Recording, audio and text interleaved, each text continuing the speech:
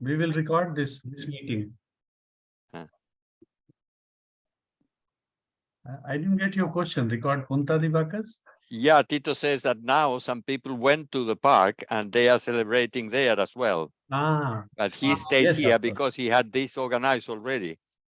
Ideally for us would be to get both. Yes. Or Tito talking from the park. Can you do that technically? No, not both cannot be done. Hello, Martin. So nice to have you with us. Hi, Martin.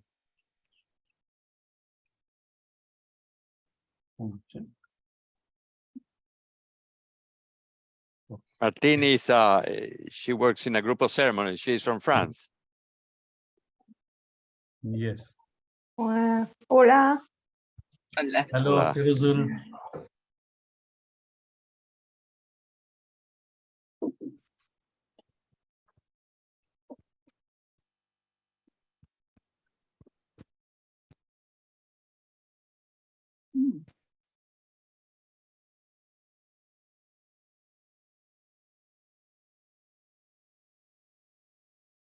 Firuzul, you are on mute. Tito is mute. Now, Firuzul is trying to speak. So, Who? Firuzul Islam. Ah, You are on mute, Firuzul. no, I see him with the mic open now. Not Tito, Firuzul. Yeah, I saw him, Firuzul. Yeah. Firuzul is with mic closed. Ah, I see it on my screen that is open. Yes. In mine also. Maybe something of his connection.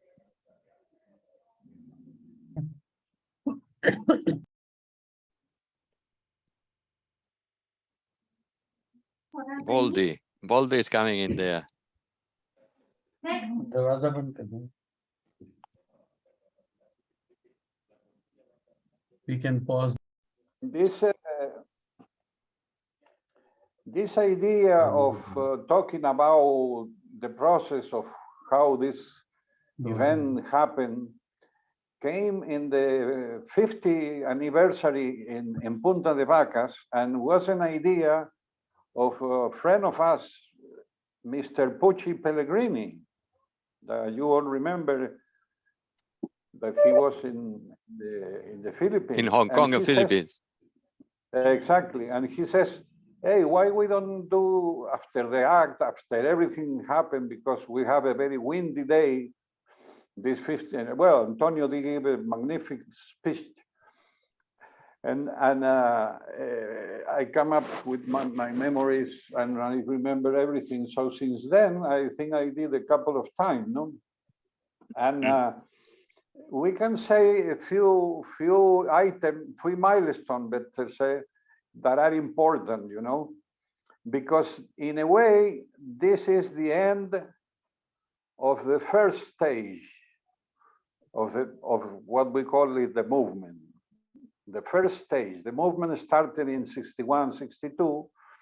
We started with groups here, with groups there, retreats, seminar, some materials that Silo gave us.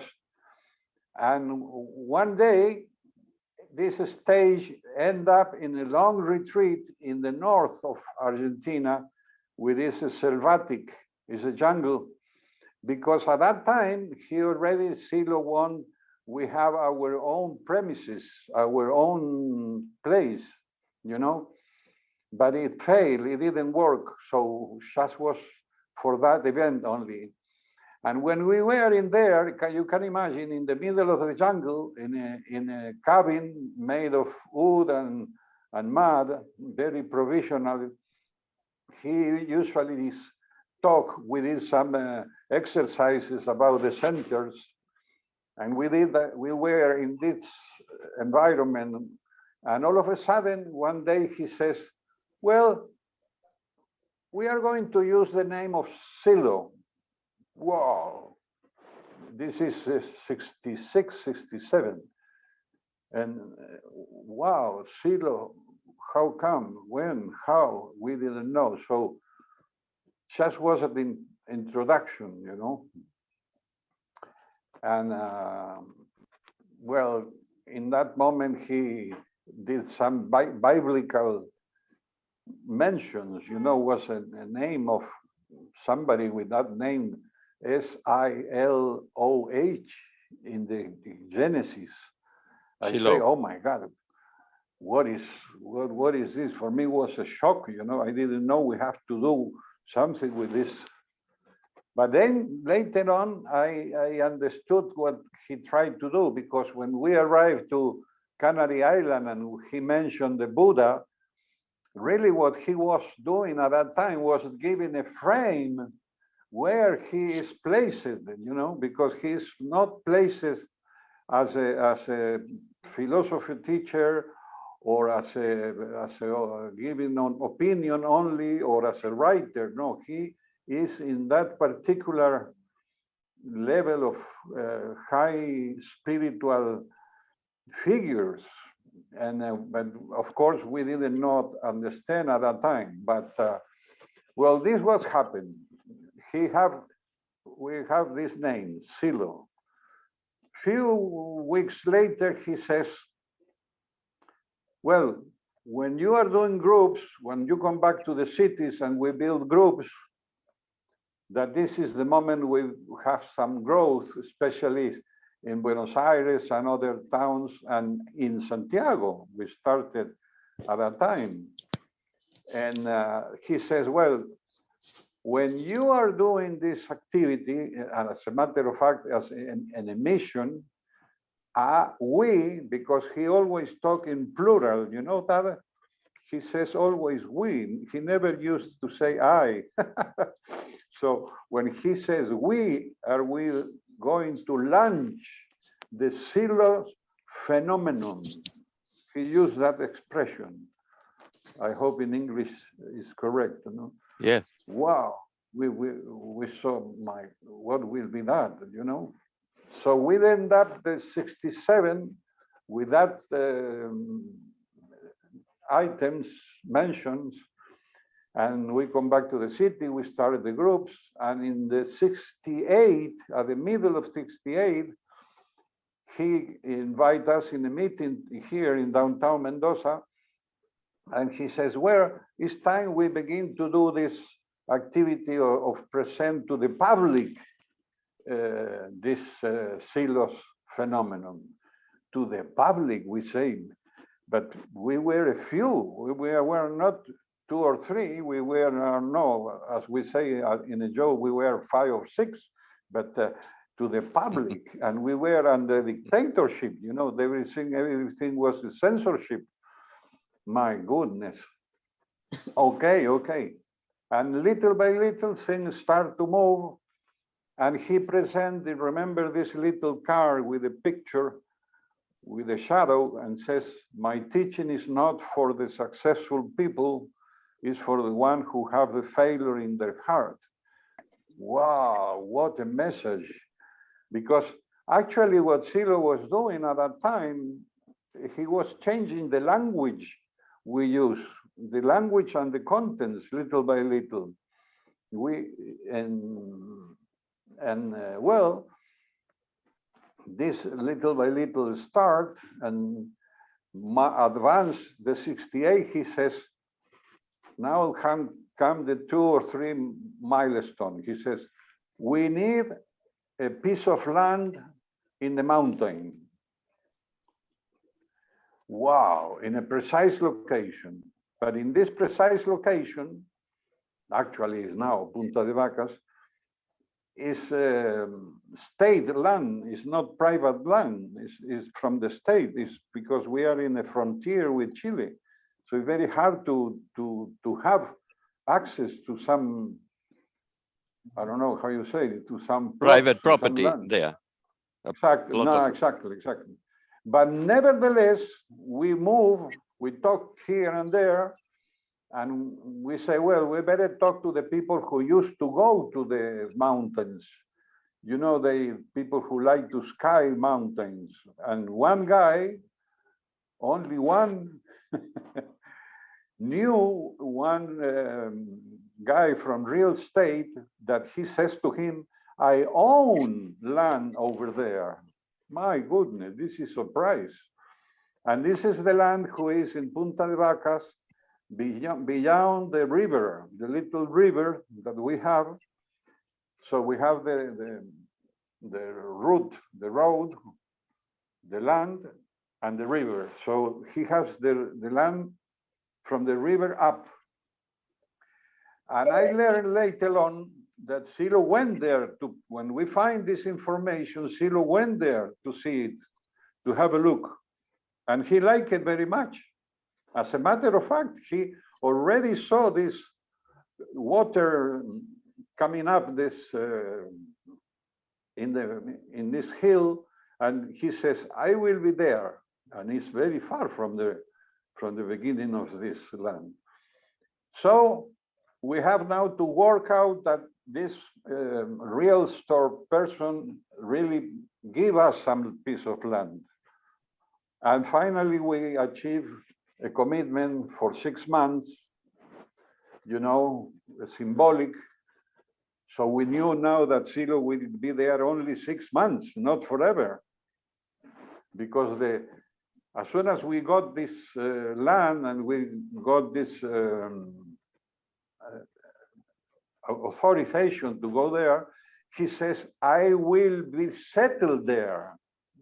My goodness, settled there in the mountain. It's so cold, so windy. Well, anyway, so we prepare many things with usually, you know, this is a very important lesson for us. Silo never worked alone, always was with a close team close to him, no? Like Ana Luisa, Benenati, Pepe Osan, 2 or 3 more, not many more. But with them, he used to about, for instance, he asked one of these guys who was a lawyer, hey, go and check if really this guy is owned this land, because it's very unusual. So go to the government offices, and yes, he owned that land, and he owns many hectares there. So finally, we organized the day to go there. And of course, Ana Luisa was a very important support, because find the truck, find the woods to reach there. We find some, of course, cement. We find oil for the lamps. Well, tools, many things. We fill up a truck, and we have 2 or 3 more cars and a jeep.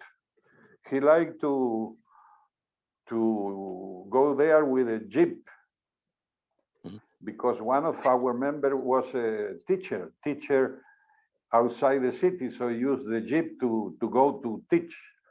So Silo asked her, please come up with that, because it will be very good. And he used that car, that particular car, to go to talk to the military, because when we arrived there, it was full of gendarmeria, ¿cómo se dice? Gendarmes. Yeah, so, gendarmes. Gendarmes. So this is a special army for frontiers. They check everything. And now, even now, they are still there. And they look up very suspicious, you know, and Silo go with the car, talk to them and come back. And then we put together everything down, and now we have to put all these items, go to this little river. And in this moment, this is something interesting, because it has something to do with the harangue. Somebody said, some local members come to help here. Some local gauchos came to help. And one day say, hey, we can ask the horse and the car to somebody nearby. Okay, let's have this car and the horse. So we use the car, we fill up the car with the horse, but what happened? The horse move around, jump, and everything fall down. So we have to do it again. And now, surprisingly, Silo was the only one who calmed down the horse and used to that the horse helped us to walk this one mile, maybe, bringing that. And my idea is that this is the origin of this metaphor he used in the speech when he talked about the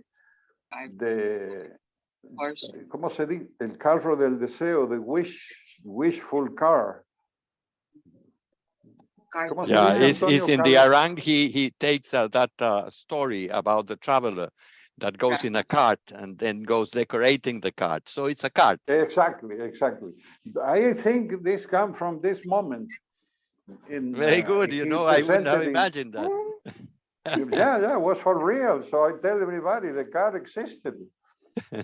And then we left the day he finished, and two friends stay with him 2 weeks. And we left, and he stayed there by himself in the mountain. We didn't know much about that. We learned later on that he went to Chile, remember, and he has these speeches in the Black Island, in this Neruda place, the dialogue of the Black Island, very poetic, very important. Now is in the same style of the jargon, of the harangue, we'll use later. And then time passed, and what happened? He was here in the mountain, and imagine this, and he sent us a telegram, a telegram at that time, and invite us because there was a local inn in the mountains for people who like to travel. And you know, the telegram says, I invite you here for a meeting, stop, come next Saturday, we will talk about to do something, stop, hugs, Silo. Whoa, there we go. A group of, I don't know, maybe 10 people. And then we see him, I imagine he was in the mountain, cold, you know, with a lot of clothes. No. He was very dynamic, very energetic, was usually high spirit, and says, well, using like that, we have to do this public act. We are all going to organize this special chat with the special subjects. So what do you think? Well, maybe, yes, why not? And of course, we have to ask permission. We have to be authorized by the authorities, by these dictators. And the lawyer we have did that workshop, work paper, no, you say the paperwork.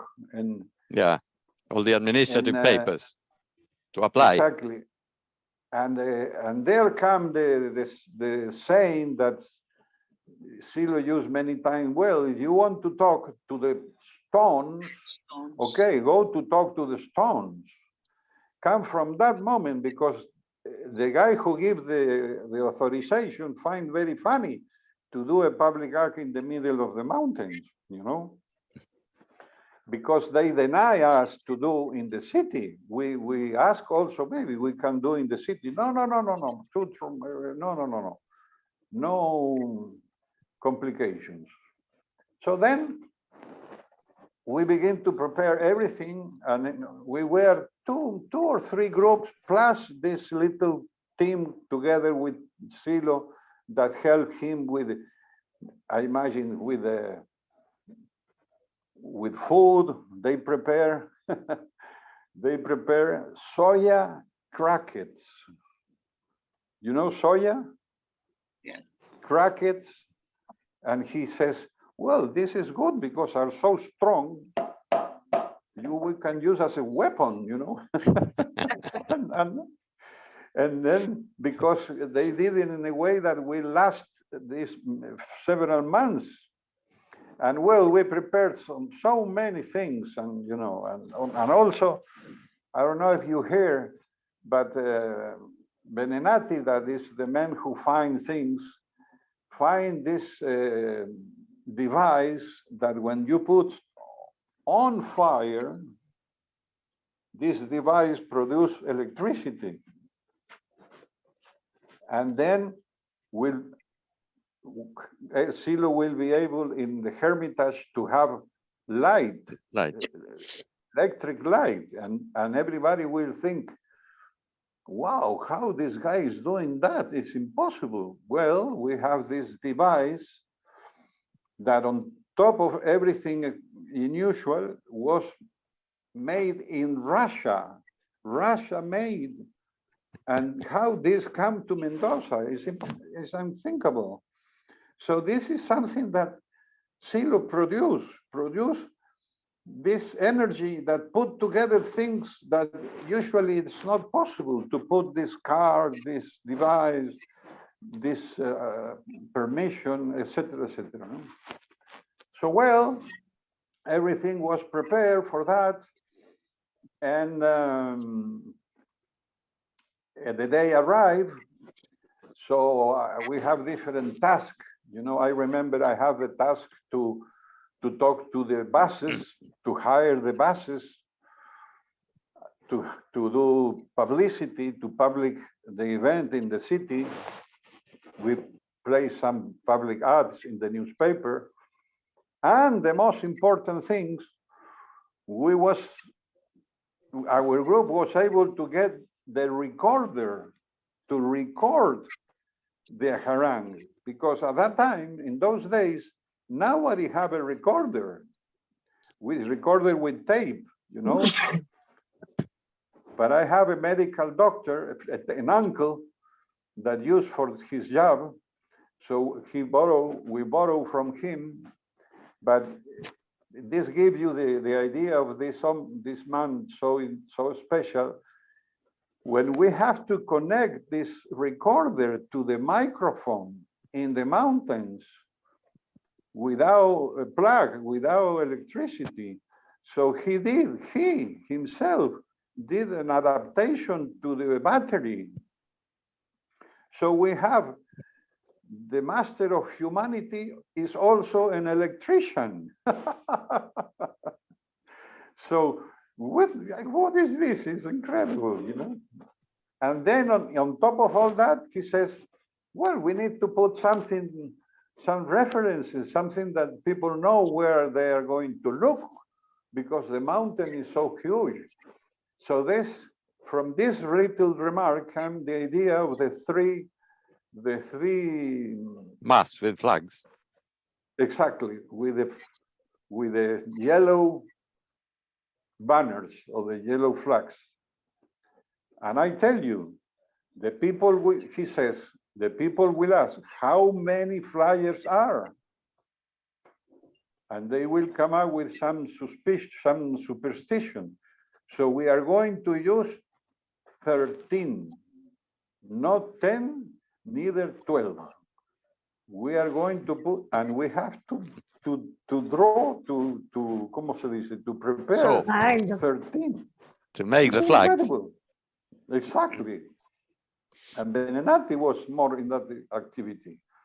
So, well, everything was prepared. We arrived there.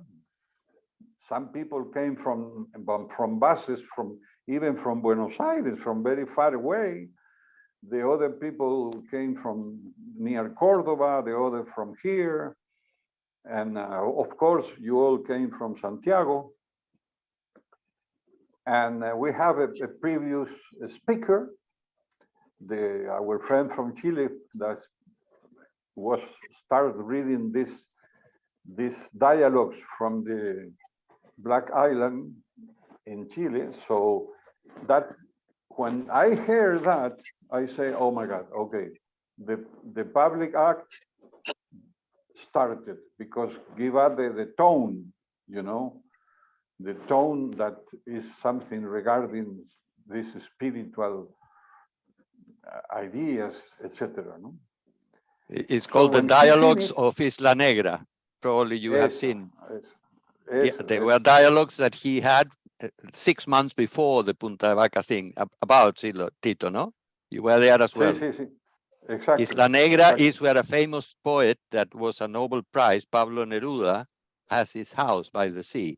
So it has a mystique about it. It's very well known all over Chile because he lived there, the great poet that Chile has had, you see. Exactly. All these things it put together. And I remember, well, many good ideas given that speech. And so, well, we were there in a moment of silence because this speaker finished, and silence, the sunny day, the mountains, and one of little by little, Silo start walking down the side of this little hill that we study carefully the location, and we arrived to the conclusion that is where now is the monolith in Punta de Vacas. Where is the monolith now was the day of the harang. He did it on purpose to celebrate that. The only thing is now with the machine, he put flat, very flat. At that time was like this. So he came with some little purse or something put on floor, and he had this caduceo. ¿Cómo se dice, Antonio? Caduceo. Metal bar is a caduceus. Metal bar, and that let me tell you, he prepared himself this metal bar in a lab that he had with Belenati, a lab of the early lab belonging to the so-called matter discipline, with all these devices. And in this metal bar was empty, and there was 4 tubes. One tube with a green, another red, another yellow, and another blue. So have some liquid that will produce some kind of energy for each center. What do you think about that? He prepared many little details, incredible. And some signs, some have some sign, we don't know in which language, I don't know, with Sanskrit or whatever. And in any case, he was all the time with this metal bar like this, and called my surprise, because why he need to do that, no? But this is my moment of my personal testimony, Antonio, because I follow the speech, and we never heard that subject. We never heard him talk like that, so passionate about stop violence, and this political will never find a way. And now it seems, it seems this harang is for since yesterday, because now it's happening that this crazy moment of violence. Who will stop this? Well, my goodness, we never heard him talk about these things. And of course, to surpass suffering.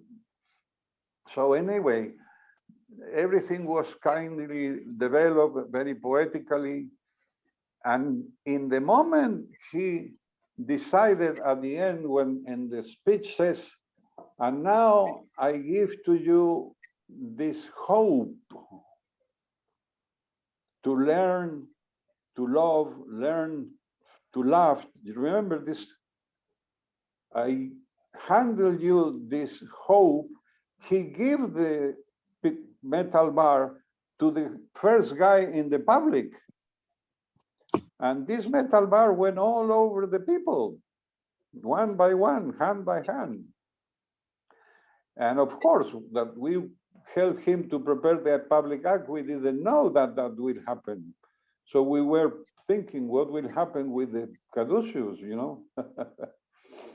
So finally, one of these members of the early days in Buenos Aires find the caduceus, give to Silo, Silo give to Antonio, Antonio to his uncle, and still was recovered and is in the Silo's library now. And but the detail to add to this is that this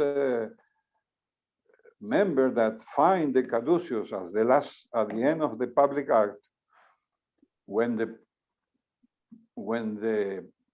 park of Punta de Vaca was built and the monolith was established, Silo asked for him to invite him that he come please to visit. Manuel Matesans, that incidentally was one of the first members to have growth. He have the first big groups in Buenos Aires for the first time. And Silo says to him, okay, now here is your caduceus, but in big side. What do you think? So the monolith is, how can I say, the equivalent to this caduceus, but the big side, connecting the levels. The planes. No? Planes, the planes of the higher Exactly. consciousness. Exactly. And this is Silo, no? Always there is something up, something new, something, ¿cómo se dice? Some novelty. Unexpected, no? Unexpected, exactly. So when he explained to me this, I was with the eye like this. I never imagined that he will thinking to recover connection with you and bring him to see the monolith. So well, and the public ended up, everything was nice. We heard all that. So now comes the second part, that is the press conference in a hotel, the big hotel. He answered to the newsman that went there, etc., etc. But I would like to add something, that one of the members of the group in Mendoza contact a newsman from Buenos Aires at the beginning of this. And this came earlier to the public act and want to interview Silo before the public act.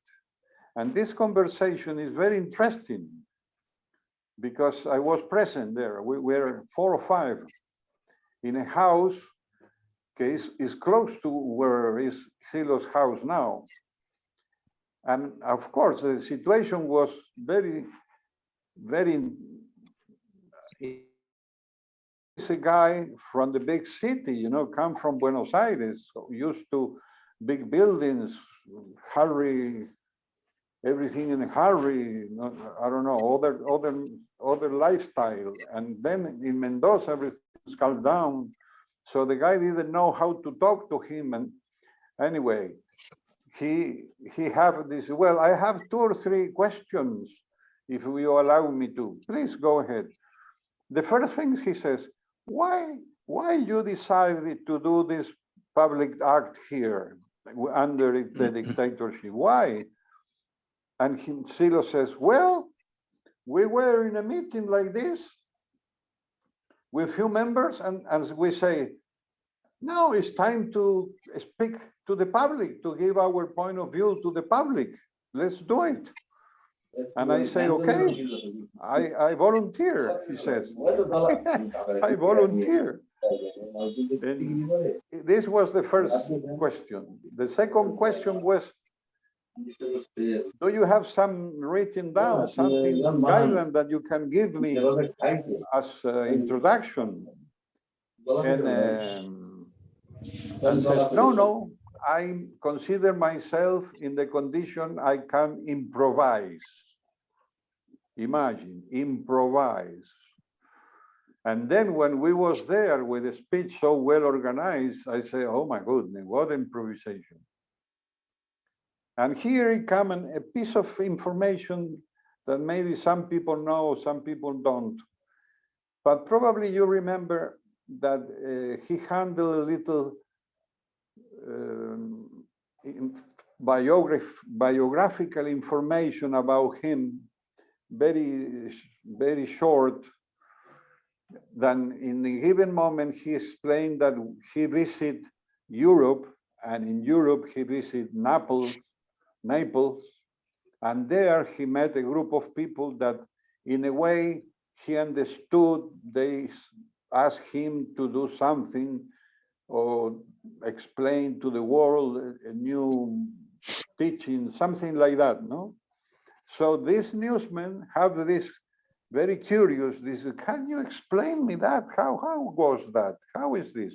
In Nepal, imagine in Argentina, people from Nepal are famous for pizzas, you know, no for teachings. And I says, well, was a very short, brief, and intense experience. That's all. In any case, we, the people who live around, have connected 2 or 3 moments that people ask him when he felt he have to do this mission, or he have to do this special action in the world. And one says that, well, he answered, well, I was very young. I was very young. I knew that I will have to do something. And this very young goes from 5 years old for some people to 16 years old other people. I personally never been present in that situation.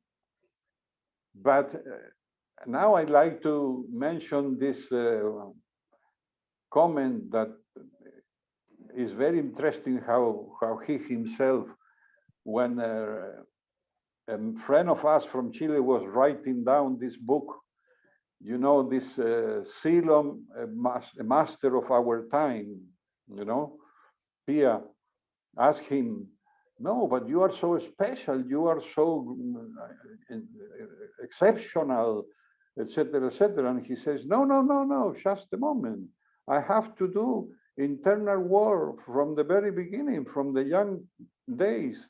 This, I never miss a day without doing internal work. What do you think? I never miss a day. So all these anecdotes are so important to fill up completely the image of him, no? So finally, after the press, the press meeting, the media, we come back to the city.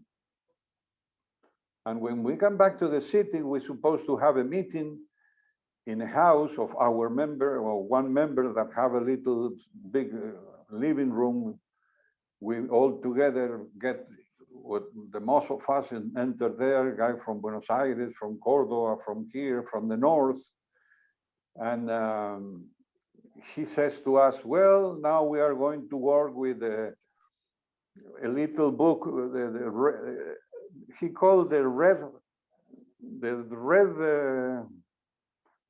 tapas, ¿cómo se dice? Yeah, the covers, red covers, a red book. Exactly, the red covers of the yellow. But what caught my attention that at the end of this, or one part of this booklet, is this special message that says, well, we are going to prepare the way for the new humanity that's coming along. La nueva humanidad que está viniendo. We prepare the road or the way for the new humanity that's coming along. And that is in my mind always, because I think it's now that this moment is now. It's a new moment. Everything is interconnected with so many devices, so many, well, like this, the Zoom, so many things that he prepared for today. No? And well, that day finished. And what he wants to do, go to pick up the first papers to see the news. And I will tell something to Antonio, maybe you don't know, but when we buy at 12 p.m. at night, they are here in Mendoza, come up a newspaper, night newspaper. So he wanted to see the news, how they explain the event, no? And he explained the event, yes. Well, Silos speak in the mountains and some sounds and some, and but in a very local jargon, very local. And he didn't like very much. What they think they want to talk to the people only here. We're going to reach London. We're going to reach Europe, the world. He was saying that, walking in the street very, very quickly. And I say, well, that will happen one day, little by little. And later on came the news from the national magazines. And this newsman that I mentioned to you before was maybe the best article, because present pictures, big pictures, and the total harangue. No comment, no anything outside, out of theme, as we say, no? So this is more or less what happened in that day, no? And this, for me, this stage finished and came a new stage that reached till today, no? Many things happen, as you know. So, but I can add up, I can add up to this conversation the beginning of the beginning. Because how we arrived to this moment that he wanted to do a public speech, how he started. And fortunately, one member that as usually departed, as many are now few departed, was able to explain to me many details, because he accompanied him in the early days, because they were schoolmates in the secondary school. And I like this particular moment because it's very similar to this one, in a sense that he started to invite people to study different subjects in the house of one of our members. And this moment was called the study groups. And he invite, beside what is going in the university, because he was at the university second year of political science. So beside that, beside other things, he prepared this group for study. And from this group, that is similar what we do now, we study things, different subjects with monographies, etc., no? It's a kind of a cycle. And from that group start the first material he prepared with exercises. So the second moment of the first moment is when I learned. I was invited to a meeting where we did some exercises. No, I think I explained to Sudhir last time, my first contact, when we have an exercise to prepare a speech with 2 words, no? A coherent speech out of 2 words or out of subject. And he participated in that meeting too and gave a special speech, imagine. So I was totally enchanted, I may say, because what called my attention at that time was that was something local from us. here in Mendoza, because we are in a province, so everything comes from outside. Come from Buenos Aires, of course, from Santiago, from Europe. And incidentally, in those days when we started, here came a Russian theater director who present UNESCO works in Mendoza 2 days, two months after was presented first time in Paris.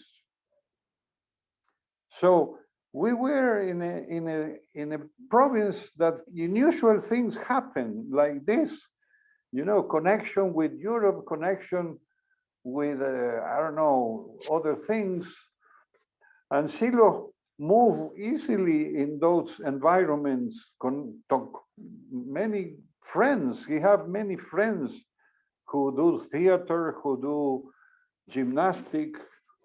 Well, so many things, And incidentally, now I see Gemma there. I remember the day of Tokyo.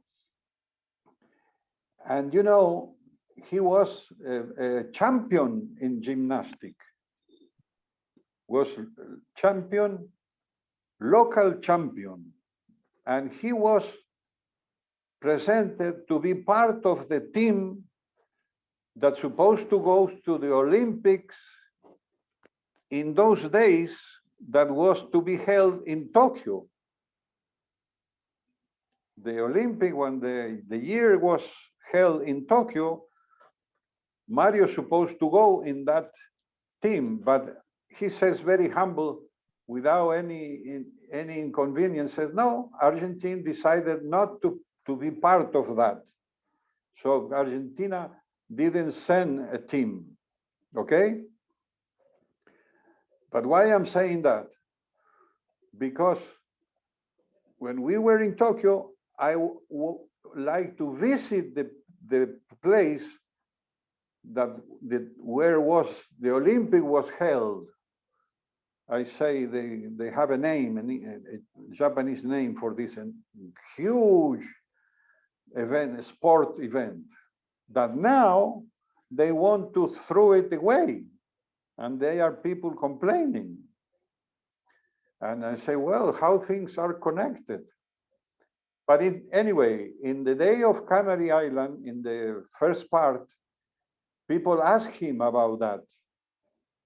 And it's interesting, his comment, because he says, well, at that time, teenagers like to join teams for play games, especially soccer, But I didn't like this idea of compete with others. I like to compete with myself. And Lucas like that, and this is still, we have to do it. We have to try to do our best with ourselves, and of course, helping others. And this was the day of when he was a gymnastic. So he was finishing his gymnastic day. He was in the university doing this meeting at this house, and the group started. Okay? So this was 61, 62. And there was a little letter he prepared one day about the origin of the movement. And we did a meeting here in Mendoza, maybe 65, 66, something like that. And was interesting, his comment, because he says, origin of the movement. One day, we decided to communicate to the first member that the movement begin his activities. The member was Benenati. Yes. But the thing is that the origin is a communication. Not my decision to do something, or we decided to, no. We communicated to the first member the movement start his activities. I like that very much. So, well, in short, 64, the first retreat, 65, another retreat, and people go to different places of Latin America, Uruguay, etc., Peru, etc., etc. And then we did the first international meeting.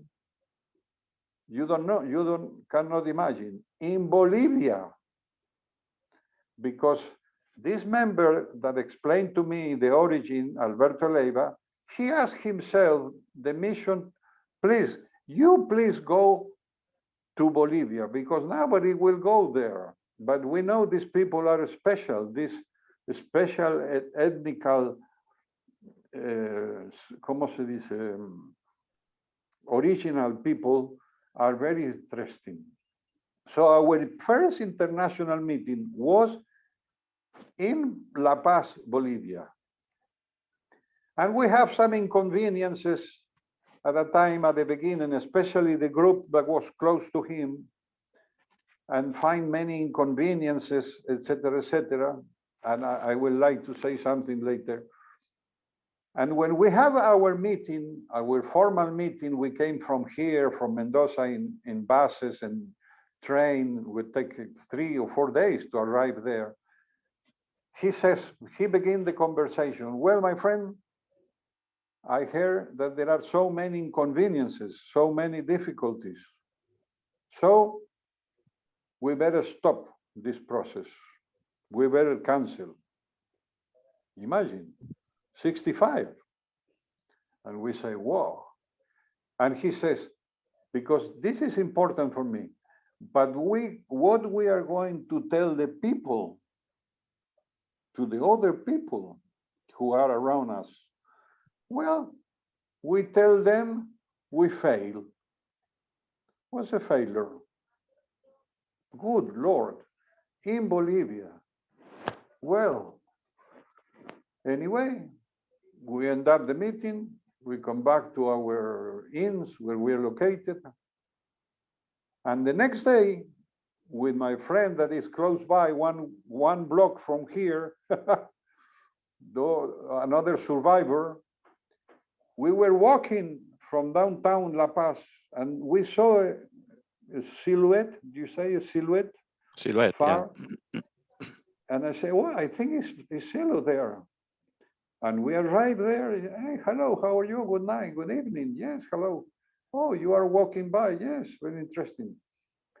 He light up. This is something very interesting of his behavior. When there is always something very intense, very, I may say, dramatic, he is more patient than ever. So we were eager to know what will happen, how this continue. And he says, well, smoking cigarettes. What do you have something to do tomorrow? No, not really. Well, if you like, in that place, there is a coffee shop called La Paz, Peace. And there at 6 o'clock, we are going to hold a meeting. So you please welcome. So we arrive there, and there he prepared beforehand the tables, all the tables for maybe close to 20 members, the travelers and the local people. And I ask you something.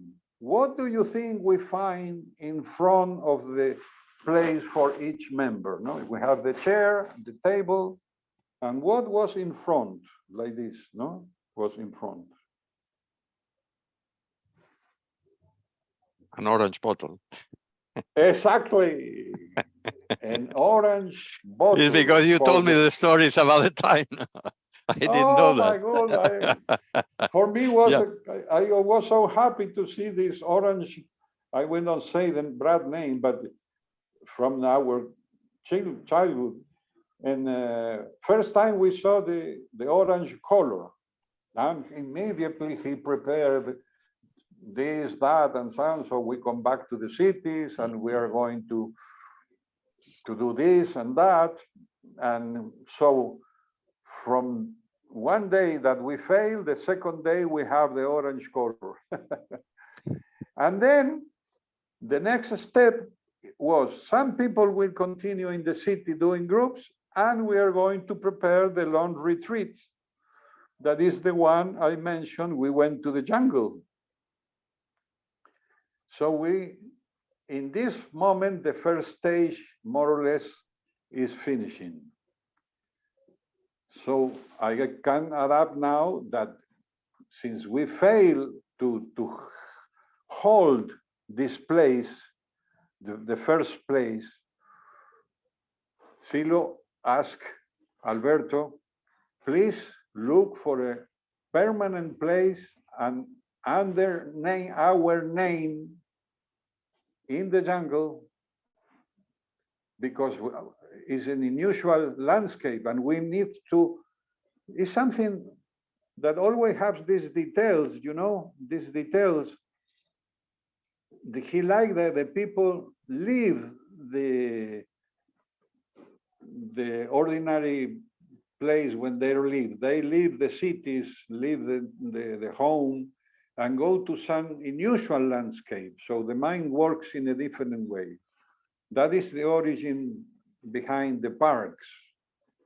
Go a little bit out of the city with other landscapes so you can think in yourself better. And Alberto, another member, find the place. Is what is called now Yala, that you heard. Yala was the second harang and the forbidden harang, the day that the men went to the moon. And he started the speech with that. One member is in the moon and one member is silent in the earth. But what the friend explained me when I was visiting there is that the enormous amount of people that went to that day, different than here in Punta de Vacas, that we were a few, only we, the members. There came the public, the peasant, because they hear that somebody will speak to them, you know, and then it was also was a little forest, with a forest, a river and a forest, and they were surprised because they published, of course, a couple of ads in newspaper, and was very surprised. But let me tell you the little story within this. Why this harang was forbidden? Because in a way, Silo provoke that. You say that, provoke? Provoke, yeah. Correct. Because Silo asked one of our members, that is Sandra know her in the north, the one who, Ana Lopez, one our women that build things, he says to her, okay, tomorrow, 9:45, noon, we meet in downtown. This Jujuy is a very small city. Of course, there is a square.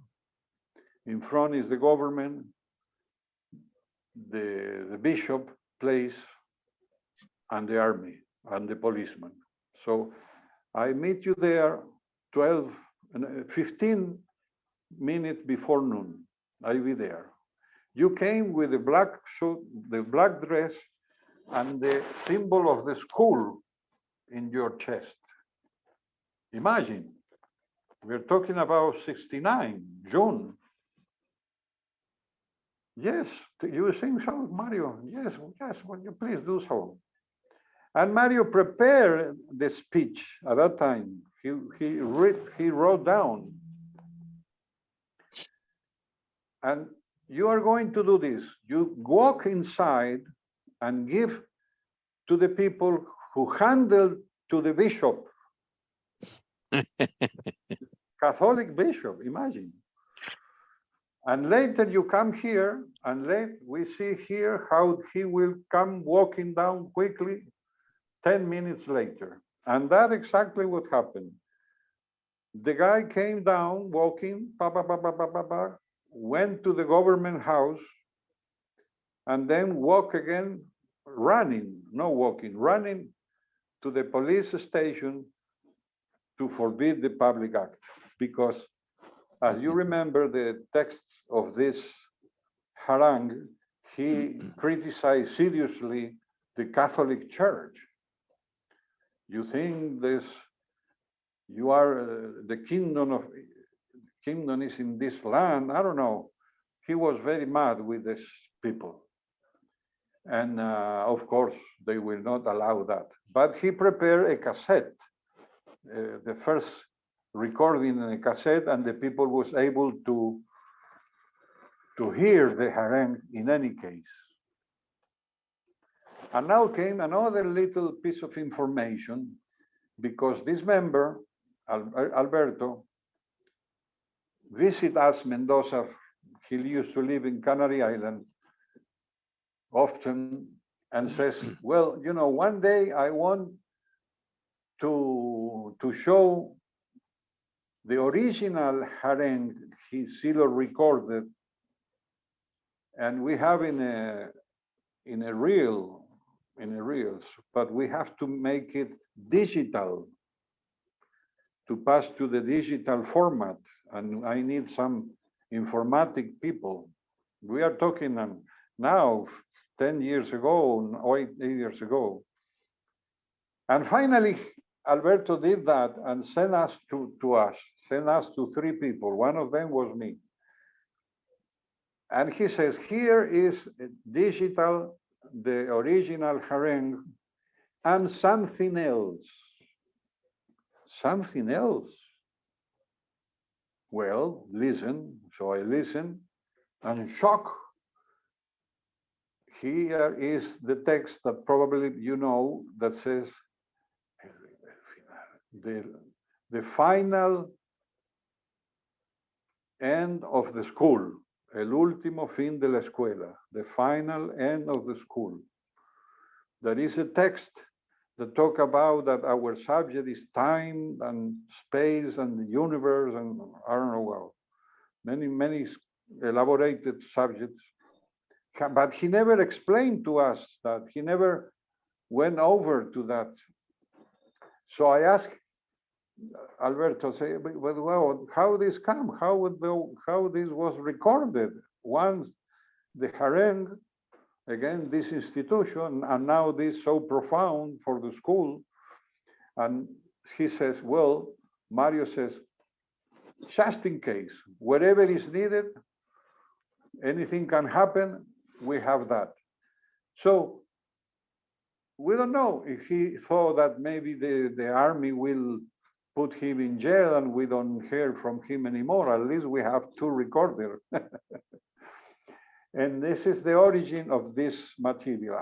As you can see, it's somebody so special that is able to do this kind of thing. They provoke the charge, provoke the army, write down the harangue, write down something for the universe.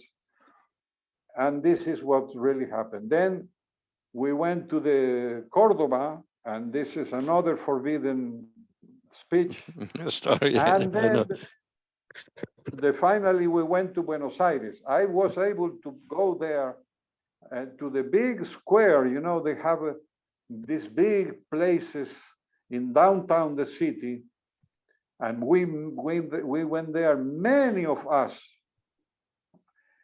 to see if the public act will be held. But immediately the police arrived. So we all ran away. And we ran away here and ran away there. And Silo liked the anecdote that there was, you know, there was this guy, how you say this, who give evangelic speeches. A preacher. A preacher. A preacher. And over a little chair. And when he saw so many people coming, he says, "Oh, God is helping us. You come to hear God." And immediately we jump over him and he fall down.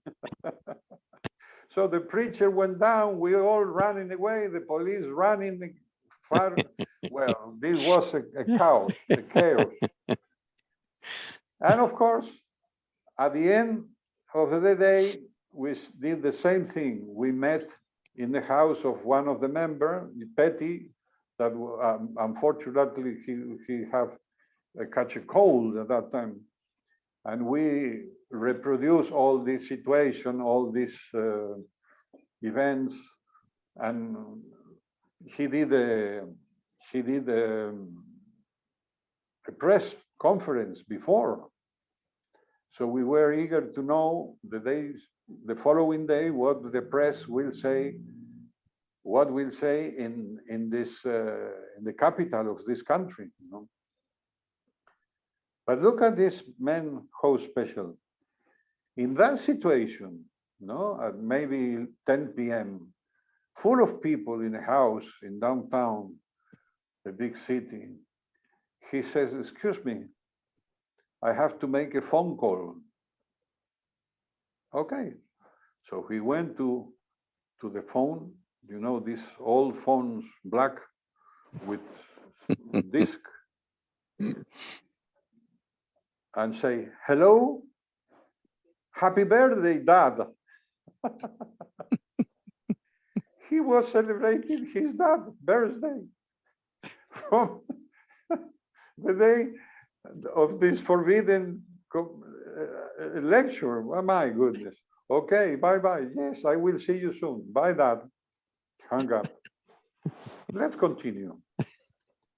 Let's be in theme.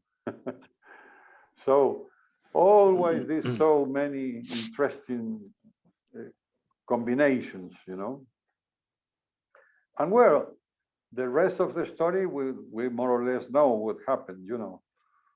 But no, I will end up with this because it's interesting. It is. When we finish, we still have, we were doing groups.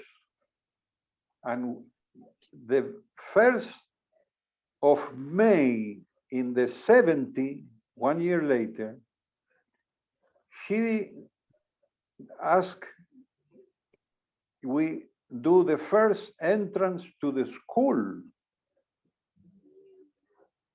To the school, the people who finished the mission. So there we arrived 3.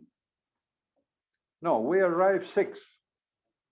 One, he says, "No, you cannot continue because you are too noisy, forget it." And the other 2, he says, "No, you come back next year." And some other people were not invited. And I asked him, how come, why? They don't have the right attitude. Wow. So we have the harangue, the public life, the movement, the groups, all these retreats, the exercises, and now the school. And I enter because I build a group.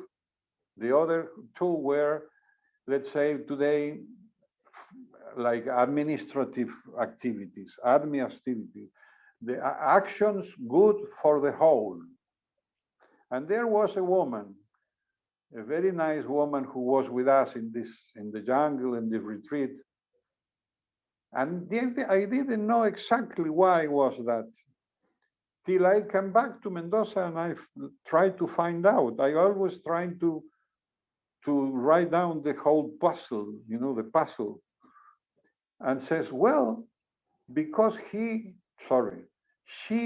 helped to print the first book, Silo and Deliberation. The first book, Silo and Deliberation, who collect the harangues and other topic, was published in Mendoza in the printer of this family, because here we have a local paper, that the local paper name was The Street. and have this printer all printed like Gutenberg style, not modern.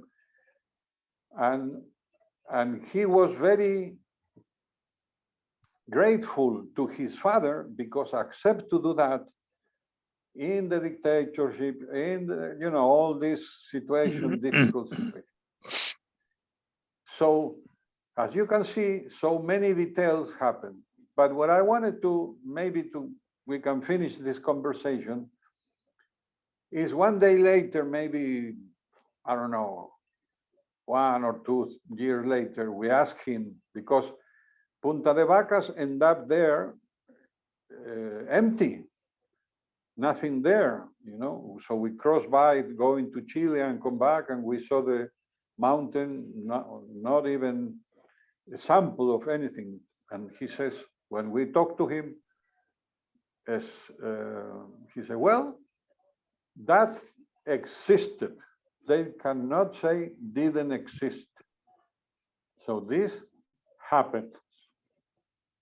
In another occasion, again, we go to the topic, and he says, well, but it's important to notice, as you know, he always adds something. He says, at that time, we not only given a speech with our topic, more important topic that we rescue from history that some people forgot, and some people not even mentioned. For instance, the topic of suffering is very clear in the East, in the Far East. Well, in India, you know, it's a dukkha, it's a word, Buddha. But in the East, in the West, not even is mentioned the word of suffering. Can imagine what a situation. And says, what we did there, we present a frame, our frame. Within this frame, we speak later on. And he added up, if we were painters of pictures, we begin for the frame first of all. We paint the frame. And later on, we'll see what we do with the canvas. But in the frame we paint, non-violence, surpass suffering. With this frame, we can do later on wherever we can. Not like others that they never put a frame and they say any kind of nonsense. My goodness. So this is Silo in his full range, you know, painters, electrician, no, call the family, many things. This is what I think I can present today to celebrate this testimony day of the testimony. Beautiful, Tito. Very good, no? Indeed, a wonderful thing for all of us who are in the movement, around the movement, connected and living it. It's a wonderful thing. Can I, before going much into time, can I request Antonio, because Antonio was also there on 4th May 1969, to share some of his experiences. Yes. Antonio, this comes unannounced in advance, but I'm sure you will not mind. No, but one thing to be made clear, Sudhir, I mean, I came basically to listen to Tito. This is true in the sense that he has a memory that I lack completely because I wasn't connected to that group in Mendoza, and also he started 5 or 6 years before. Yes. And I came at the point in Santiago in 1968 when all this work that Tito is describing, that are the preliminaries of the organization that later on was able to organize the 4th of May in Mendoza. all these things, I mean, I wasn't participating directly there, but some of the people who had been in those trainings, like for example in Yala, they took the mission when that retreat ended of forming an organization similar to the organization that existed at that point in a few places, something in Bolivia, as Tito was saying, something in Buenos Aires, something in Cordoba, all of Tito and his friends in Mendoza, and of course in Santiago. Santiago is the capital of Chile, and Santiago and Mendoza are separated by the highest mountains in Latin America. Mount Aconcagua is there in the vicinity, and then you have to keep climbing after Punta de Vacas, and then you started to descend into the valleys of Santiago, a place called Los Andes, and from there you reach the capital in 80 kilometers or something like that, not far. And that being the capital of a country, it had lots of things. It had lots of activity. It had universities. It had the administration of the country is a very elongated country, Chile, and therefore everything is centralized almost in the capital. So there were lots of people around. There were lots of people in search of the big answers, if you want, of the time. There was a generational component in the young people who were unhappy about what was happening until then. It was a fairly conservative country, Chile. I think we were under a conservative government, and therefore the left was very active in developing its own message. And it's like that a couple of years later, in 1970, Allende, the first leftist government, socialist government in Chile ever, won the election. And then that later on provoked, after a couple of years, the coup d'etat with Pinochet and established the dictatorship.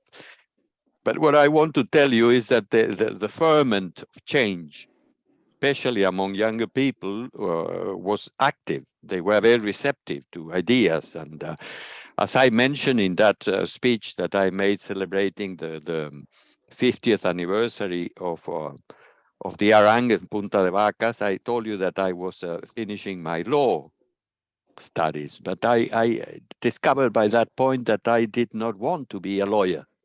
In fact, I was working with lawyers as my employment. And then a couple of times they say, Antonio, you don't seem to be very interested in all the things that we do here. And I just smile and no, it's because I am learning, etc. I found it terribly boring. I just worked there to be paid a salary that I needed to complement my studies. But when I heard about the initial groups of they call it la cosa, the thing, they didn't give properly a name. And they were saying that something quite extraordinary, a message from Silo would come next year in Mendoza. I felt very interested. It was like a magnet to me. I said, because some of the things that they were mentioning, I have to break here for a bit and explain that lots of materials, written text, for example, the method, the fundamentals about the method was already fully compounded by them, and they circulated in photocopies format or in mimeographic format. And so we were reading when joining the groups and listening about this idea and what was going to happen the following year.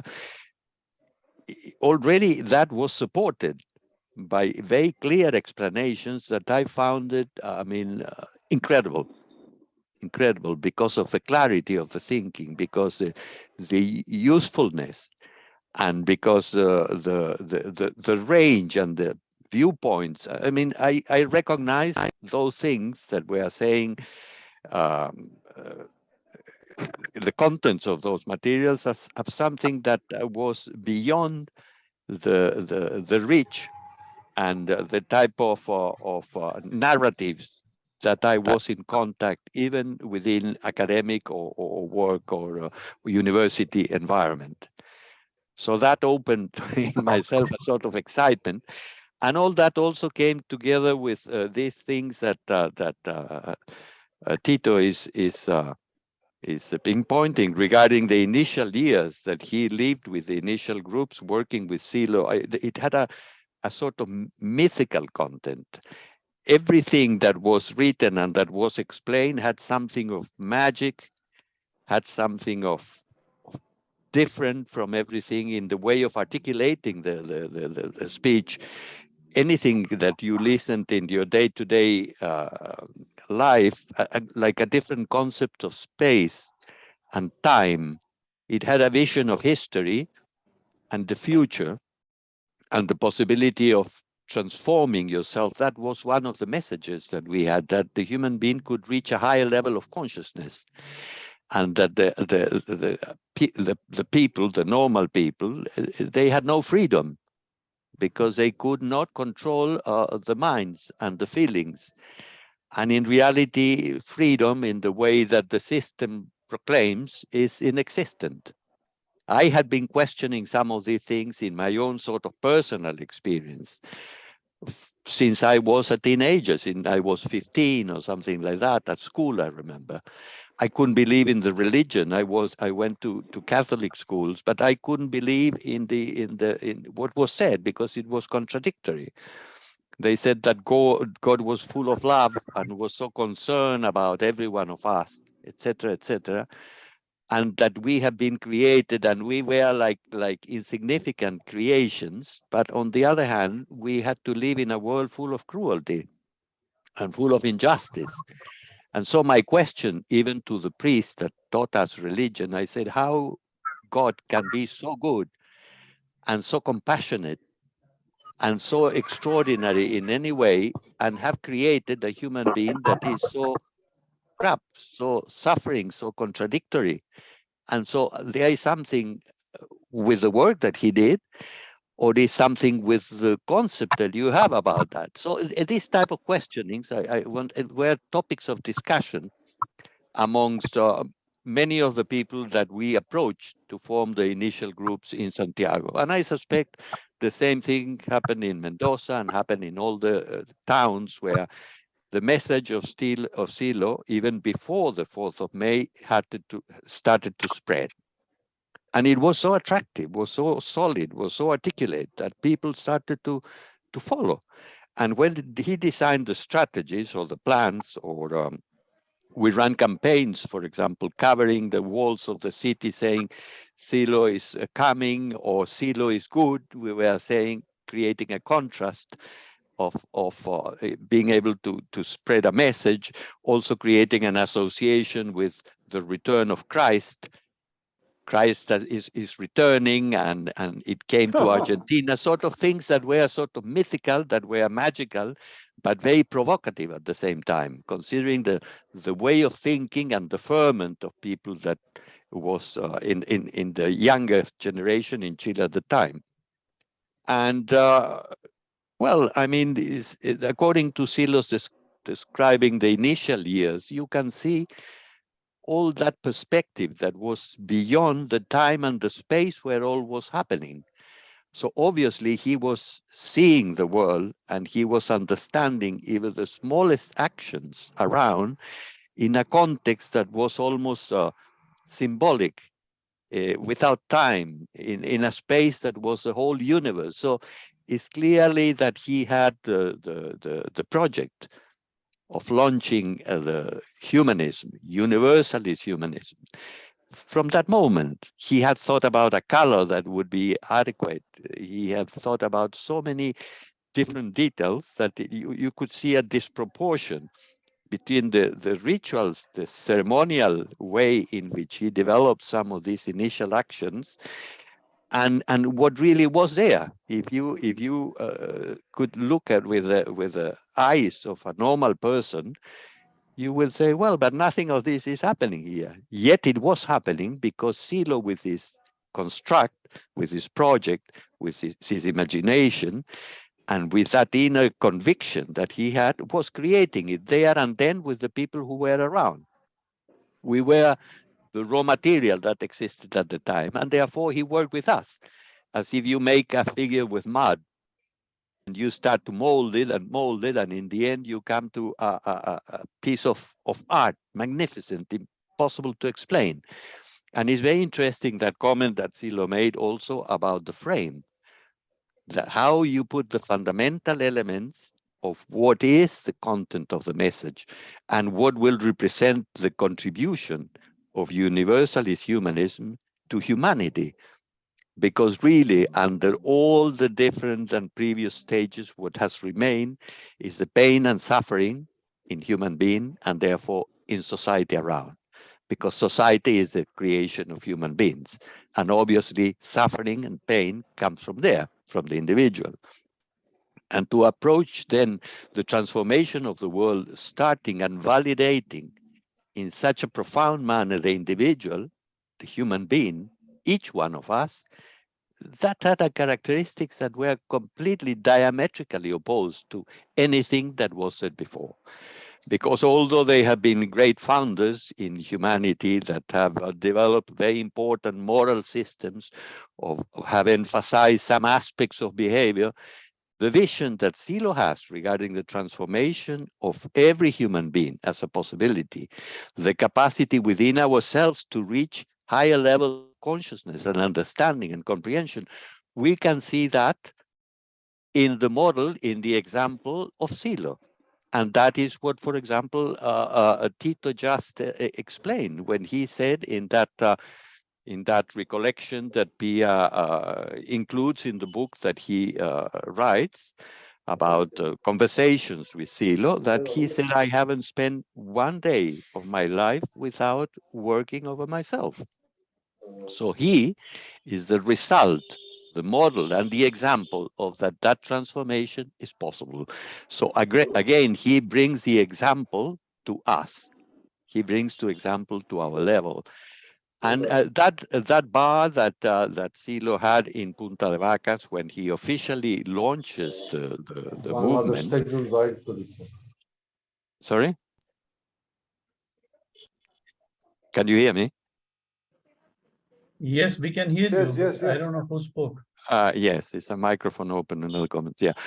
Well, when he that caduceus, that metal bar is in tradition, in religious traditions, in mystical traditions, is a symbol of a moral authority, of somebody that has a message to give, somebody that has the point of connection with another level, with another space, with another level of consciousness, if you want. It represents a sort of authority, but it's a tacit authority. It's not the kings, it's not the political power, it's not the military authority, but you can see that even officers in the armies, they carry some sort of bar that they have in the hand. It's always they show some sort of authority that in our case is a moral authority. And that is the same model that I had not made that relationship, but Silo has explained it with the monoliths in the parks that connects the school, that is like the higher level of preparation of those who follow the teachings of Silo, and other planes of connection from where the inspiration comes that later on will allow them to disseminate the teachings through their own change and transformation. And it's fantastic. The more that you start to look at the details, the more that you look at another manner of thinking, another level of consciousness in action, but starting with nothing, starting with just other human beings. And that is another observation that can profoundly reaffirm our faith in what we are doing. Doesn't matter if we see or we do not see the results. The important thing is it in the measure of our possibilities. Every day we try to change something, even if it's tiny within ourselves, and trying to do something with somebody close to us, near us, whoever we can reach. And in that way, it will end up transforming the world. And we see the results and the effects of the last 50 years that are quite considerable. And with the acceleration of history and all the resources that we have in contact with us available to be disposed of, with the technology that is connecting every single human being so quickly, where the messages can reach to points and to levels that we had never imagined, we can start to refine more the way of launching our messages and our intention to reach everyone. And I am sure that this will in the end reach the capacity to transform the direction of history and civilization and human beings. And that is amazing, because we have samples, we have seen elements of all this, and it's so different from anything else that exists until now. It's not that there is no fantastic people and people who full of principles in many cases, who have worked for the things that they have learned and applied, but what Silo developed is something quite extraordinary. With precedents, no doubt, we are coming from a continuity, from a line of history, but it's probably the most advanced because it's aiming at the fundamental indicators of pain and suffering. That is what generates violence, and that is what keeps the human being immobilized in terms of further evolution. So in terms of experience of what did I feel and what I see today regarding Punta de Vacas is more or less what I am mentioning.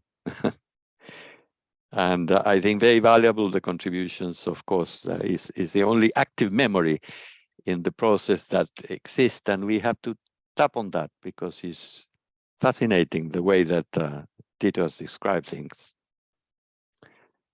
So yes, in the anniversary of 50 years, we have seen since then lots of change in the last 3 or 4 years. The parks are becoming quite mature. The school is entering into productions, the same productions that he encouraged since they were just a group of friends in the neighborhood. Until the moment is the school is starting to have an impact, is developing the ability to applying the doctrine into different fields and into different experiences.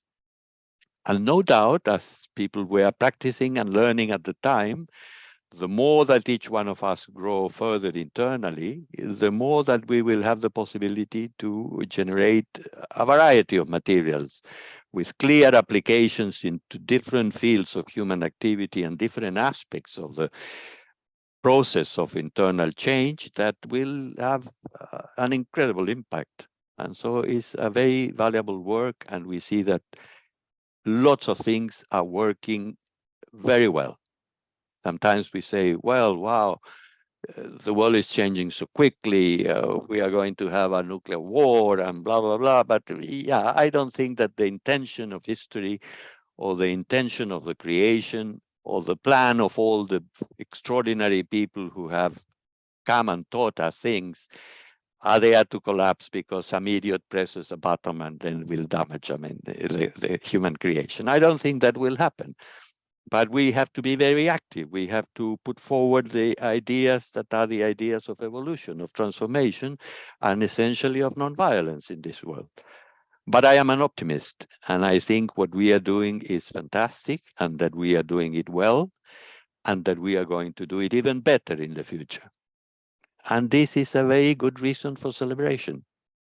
So we have the right and we are entitled to celebrate. And I would suggest, I don't know if you have any other plans, if we do a service all together.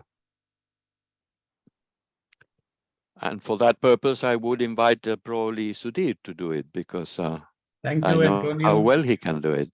I think on behalf of all the participants, I can say that we are all very, very lucky, very fortunate to be hearing from you both the experiences of pre-69 and starting from 69 or a little before 69 from where you started. I think Declan has some points to mention about the next part of the proceedings. Actually, the whole program was left open that we would like to hear you both, and things started like that. But Declan mentioned to me that maybe some people have some questions. So perhaps I think it will be good to do a brief experience, no doubt about it. But can we have some questions that some people may have? You are welcome to ask your questions briefly. And Tito, you can point the questions to Tito or Antonio as you like. Please go ahead, everybody. You can open your mics. And please open your cameras also, because some people are trying to take pictures. So it will be nice that we have some pictures of the event. Please, everybody, open your cameras.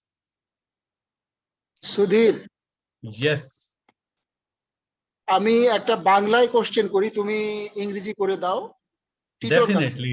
I will translate your Bangla, no problem. ওকে, আমার কোশ্চেনটা হচ্ছে ওই 69-এ যখন খুব কঠিন সময় যাচ্ছে এবং সিলো তখন প্রথম আত্মপ্রকাশ করে হিউম্যানিস্ট মুভমেন্টের, ওই সময় সামরিক বাহিনী দেশ চালাচ্ছিল এবং তাদের সিলোকে খুব ক্লোজলি সিলোর অ্যাক্টিভিটিস ফলো করছিল। সো ওই টাইমে এই সব ব্যাপার নিয়ে সিলো কি কখনো প্রশাসনিক হ্যারাসমেন্টের শিকার হয়েছিল কিনা? Okay, Arif has a question that when all these activities started, there was dictatorship. And did Silo face any persecution, any harassment from the dictatorship?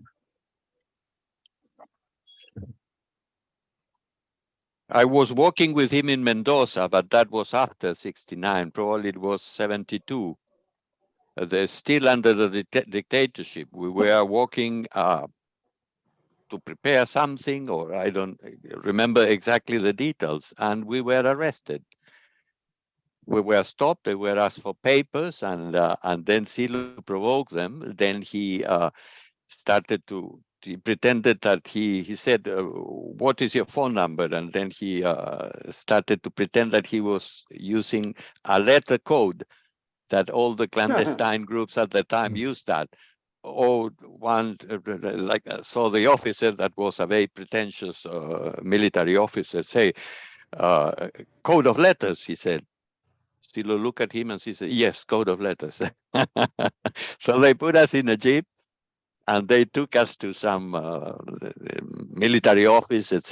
And then they start to make phone calls. In the meantime, we will continue discussing with Silo, but not provoking them any further. And after that, they said, "Well, we know him," and etc., etc. And they ordered release. So that was harassment more than really any sort of punishment. I don't know if he was in Cordoba. I think he was arrested, but Tito may know before that because I was in Cordoba then. Yeah, he says was arrested many times, but you know, since I like to pinpoint this anecdote that depict him so well, there is one that we remember in these days because was a member that explained to us, and maybe in the 68 or something like that, or at the big, yeah, 68. He went to the north of Argentina, and at that to exchange with the members there. And when he arrived there, he learned that one of our members was caught and sent to jail. But we didn't know, or they didn't know where was him, in where location was him. So this member that was originally from here, very young, it was in the secondary school, came back all the way in buses, went to see Silo. I said, "Yeah, I came to tell you that this member have been put in jail and we don't know where he is. Oh, this, how happened? How come? And he asked him, what do you have to do now? No, nothing, I just arrived. Let's go to the police. Let's go to the police station, to the National Police Station. It's in downtown Mendoza. So they went there, and Silo talking to the officer, we want to know where is our member that was in jail in the north of Argentina, because we don't know where he is. Well, Mr. Rodriguez, I don't know, because we are here. No, because if he is very dangerous, I am more dangerous. We are very dangerous. So you have to put us in jail immediately, because we are very dangerous people. No, Mr. Rodriguez, it's not possible. Please talk to your superior that I am very dangerous. And I have to be in jail until you tell me where is my friend. Well, finally, they accepted and put him, these two, Mario and Hector, went to the jail, to the city jail. No? And the next day, the officer came and tell him, well, very sorry, Mr. Rodriguez, I have to leave you, have to let you go free, because first of all, we located the member is in Villa Devoto, is in the jail, in the general jail in Buenos Aires. And second, we need the jail. We need the jail because we have now new people to have been captured. So we please more dangerous than you. you. Are free now. And then the situation finished. But that showed the I don't know, the temper of this Silo, so special. And the other one was similar when, and I don't know, you heard when he presented the religious, inner religious lecture in Buenos Aires, in a Swiss hall, in a Swiss house. Imagine the Swiss, more peaceful, impossible, and it's a big theater in downtown Buenos Aires. And the police came in buses to put everybody in jail. And they put all together the jail. The buses went to this big police station I mentioned before. And the member who told me that we are with him, imagine what he did. As soon as he arrived to the jail, he went to talk to the other people who were in jail. Why are you here? What happened? What did you do? So he interviewed the other people, and the other people was leftist. This was really dangerous because we don't know at what time things of the arms will come up. But he never mind. He was very interesting to talk to them. And then come a saying, I don't know if you heard that, he says, yeah, they don't know very well what they are doing. They are, ¿cómo se dice, Antonio? Arrastrado. They are pulled over. They are carried. Pull over, carry out by the dream, by the reverie of the epoch of the leftist and the army and all this Che Guevara story, and they don't know what they are doing. They are not well informed. They are not updated, he says. It's incredible. And of course, later on they were free, no? But this is another moment I learned about this. But the most important thing was when he no, it's not the word. He was attacked in the house here in Mendoza. in the latest dictatorship, the 74, 76, somebody came with a gun and shoot a couple of times. So Silo went there out at night in his family house with a flashlight like this. So not like this, like this, looking around, and nobody was there. Okay, no problem, never happened, nothing happened. So he himself, the next day, went to talk to the general in charge of the region that was called the Blanco General, the white. And I said, listen, just this happened to me yesterday night. What is this? I am a peaceful person. I am with my family. Oh, sorry, Mr. Rodriguez, we don't know. It's not from us. I am sure something else.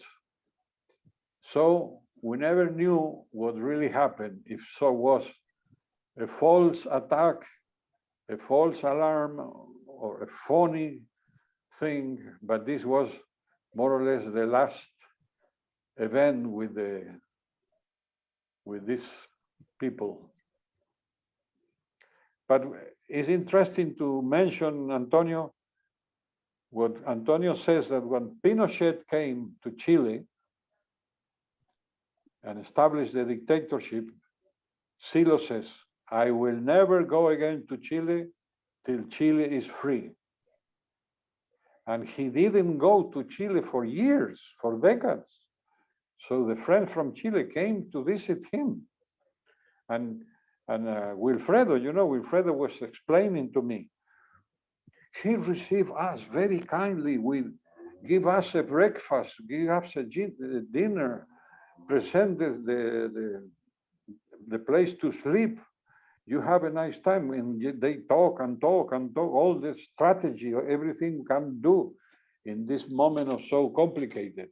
And at the next day, when everybody leaves, go peacefully, don't provoke this guy, crazy guys. Okay, bye-bye. And the first day, the dictatorship of this guy finished, Silo went to visit Chile.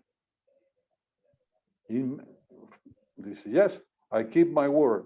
When this guy is over, I came again to see my friend. So many things. But I wanted to mention something that I have in mind, coming back to the beginning, when he decided to use this name of Silo, you know, we didn't know exactly what it meant. But in this country, that is a country with a lot of grains, there are a lot of, in harbors, in many places, there are a lot of silo as a warehouse to store wheat. And I think, exactly, cylinders, tall. And I think he used this name, and the meaning of that is an endless box where you can have wisdom, details, more details, branches, long. Even today, we see, for instance, the social networks, and somebody published one chat, another chat. I am relearning many things that are published nicely, and I don't know when this chat was recorded. So interesting, you know, so appropriate. And this is Silo, an endless warehouse where we can find many advices, many resources. And I will, sorry, I came to my mind an anecdote, very interesting, that is one of my guidelines. And it's like that, it goes like that. Imagine, we were in a Humanist party center, in downtown Buenos Aires, in a locale of the political party. And at that moment, at night, when we were looking the place with a group of friends, he says, well, you might think, how are we going to do so that people get interested into our things? Well, people have other needs than the basic needs. Had need of affections, had need of knowing each other, had need of belonging to something, to participate in things, and other internal needs, another more internal needs. I was looking at him surprisingly even today and says, well, we have many resources and we are able to create environment, we are able to create atmosphere, situations, environments, so the people can find a way to get answers to these needs. This is very interesting how he present from another moment our activities. Is not interesting? Thank you, Tito, and thank you, Arif, for provoking such an answer which came out with more events. If some other friends have some remarks, some questions, or some brief experiences to share, we welcome I need them. a little break. We will not have a break in this meeting. We will close the meeting whenever we want to. So, अगर किसी को कोई और सवाल करना है, कोई बात करनी है, कुछ पूछना है, कुछ बताना है, तो आपका स्वागत है.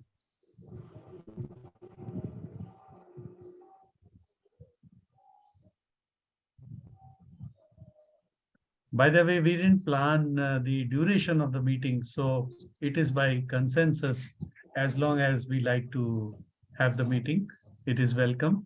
And especially as long as our guests of the day, Tito and Antonio, would like to tolerate us and our questions, we will go on. May I know what the inspiration or the motivation or what was it that propelled you coming from the other side of the world to come to Asia to share this, to bring this message of Silo to Asia?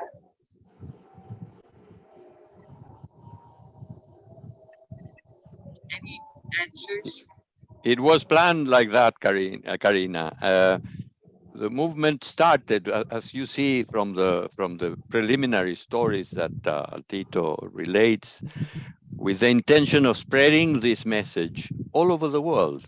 Is insignificant. I mean, this proportion between a small secondary town in Argentina and the world. What is that? And yet we went like that. People went without speaking languages. When I went to live in Sri Lanka, I couldn't speak English. And there is Sherwin David, that is one of my first associates in that country. So I had to go to the British Council and took a course in English. And in the proportion that I was learning, of course, most of the people in Sri Lanka couldn't also speak English fluently. So I went to work with university students because they were families that they were already in education, higher education. And in that way, I started to communicate and managed to form very large groups and to also get the support of lecturers, young lecturers in the university who found very interesting the ideas. And following the same example of that everything was possible in which we were formed, that's the way that we were acting. And of course, 3 or 4 years after being in Sri Lanka, the civil war started. And then it was a very cruel civil war, and they expelled all what they call NGOs. because they didn't fully understand what we were doing. And I always defined that we, in the community for human development, we were doing that. We were helping people to develop. And that we were in education, but still, with all that, they canceled the visas and we had to leave. But yes, again, dictatorships, again, aggression against the violence of the system exacerbated. But that was, Karina, part of a plan that we, with the people who had been longer time training and forming, that they had more clarity and they had more capacity for organized action, were invited to go to different countries. And then like that, Tito went to Europe in the beginning, I understand, to Spain. And we and Margarita, that was my partner at the time, we went to live in Peru. And from there, I kept moving to other countries, always in a missionary sort of plan and project. And Australia. And Australia. When I had to leave Sri Lanka, I went to Australia because I could keep the management of the area. It's the nearest Australia. And today, you know, the geography has changed that we talk about Asia Pacific. So it has become part of the geography. So that's it. So All a it was plan. it was part of a real plan, and there were people who really wanted to do this, to go to the different countries, to be able to share what Silo had to share. It was really a plan. Yes. They were welcome also because really once we send a mission to a country, we knew that there we had a point of support. So later on, people, because of political persecution or things of the sort, they were forced to leave or they preferred to leave. And then they came then to strengthen whatever we had already formed in different parts. Tito, Yes, it was from the very beginning was an intention, was planned to go to places. And he mentioned the word opening places. And I tell you something, in the 90s, at the end of the 90s, some people from Europe Argentinian, wanted to come back and to live in their country, and ask him, listen, Negro, you think it's time to cancel this long stage of traveling and go to places? Yes. We are going to stop this stage of opening places. And then we feel, oh, we don't know, we don't have to go anywhere else. Now you all have to go. Another wave. Exactly. Yes, indeed.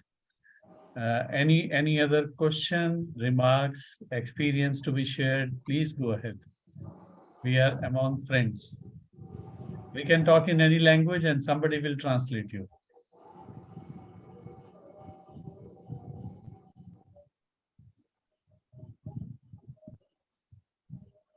Messages?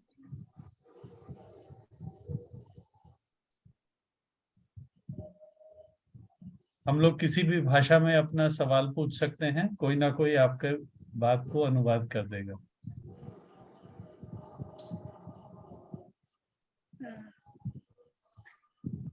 আমরা কোনো ভাষায় বলতে পারি, কেউ একজন না অন্যজন অনুবাদ করে দেবে।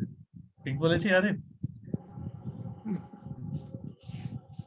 Today, can we do an office in Hindi or in Banga? No, we can do it in English. Okay. Can I just make a comment, Sudhir, if I'm allowed? I listening to both Tito and Antonio, and listening to the many difficulties they had at the time, and it's not so dissimilar. It's not so different. No. The situations that we have today, and the ability they had to sort out difficulties and problems and things like that is something that we also have. So what they relate to me in particular is an inspiration to continue this work in Asia Pacific, our backyard. This is where we live. You're very right, Declare, and I think Tito said that very clearly, though in a laughing way, but I think that's an inspirational kind of orientation. He said that you all need to carry this forward. So like from here, we have had some missions to Chennai, to Calcutta, to Kerala, and we had a fast growth mission also to Calcutta. And in addition to that, in addition to formal missions, we have had people going to different places to start the movement. And we have wonderful activities going on in different places. Like we are spreading all over Kerala now. We have gone to various districts and cities of Maharashtra and to many other states. So this is definitely an effort. But probably, as Declan says, we need to get back to organizing these efforts a little more closely and to do them strongly to get good effects. We remember that we were in one city in India, and today we have one park which is fully made. We have another park for which land has been donated, and we are waiting to raise funds to build. We have another park in Kerala where the land is bought. They'll be changing the plot soon due to certain government regulations. So all these have been wonderful experiences and startings and spreadings across India. We have gone to Nepal from here. Today we are coordinating between India, Nepal, Pakistan, Bangladesh, Sri Lanka, Philippines quite closely. We have a forum that is growing up to do all that. But yes, I personally feel, and I echo what Declan says, that maybe we need to or better or more closely organize these activities of growth so as to get much better effects and results. So sometimes we kind of, because of the geography of the planet, we feel isolated, like if there's no other people around. But these moments, thanks to technology, allow us to have these kind of meetings. We don't necessarily have to have such a scheduled plan or anything, but sometimes it's good to see other faces. I'm happy to recognize so many faces, so many friends here that I've met in my travels along the years in Bangladesh, in India and so on. So I think it's an important perhaps a stepping stone, this talk from Tito and Antonio, to move to another moment in Asia Pacific. And so, so we can work together, collaborate together, exchange, because you have the same problems we have in every place, and we have wonderful projects coming up, with the Third World March next year, and it's just, so if we could maybe sometime just talk about our elements like today, it would be fantastic. It's a really great experience for all of us who are somehow isolated or feel isolated sometimes because of the geography. Yeah. Thank you, Declare, for that. Taking a cue from what you say, I propose that let's have once a month an informal meeting. Yeah. Without any agenda, and the agenda can be just put in the meeting, whatever we want to talk about. How about doing it every month, last Sunday of the month, at the same time like today? No I feel agenda sorry. in advance, just as Declare says, just to look at each other, see each other, talk to each other, and have it. Let's call it a virtual cup of tea together. Yes. I also think that our friends from anywhere should be able to speak their own language, right? Yes.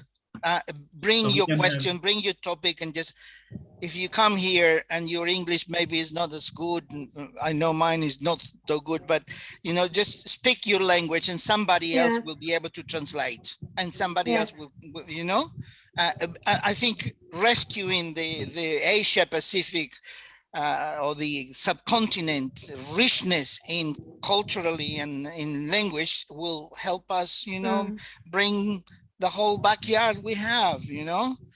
Yeah. I remember one time that I met Silo somewhere in Buenos Aires. He just talked to me and said, you know, you are in Australia. And I said, yeah, I'm in Australia. Well, you got a whole continent for you.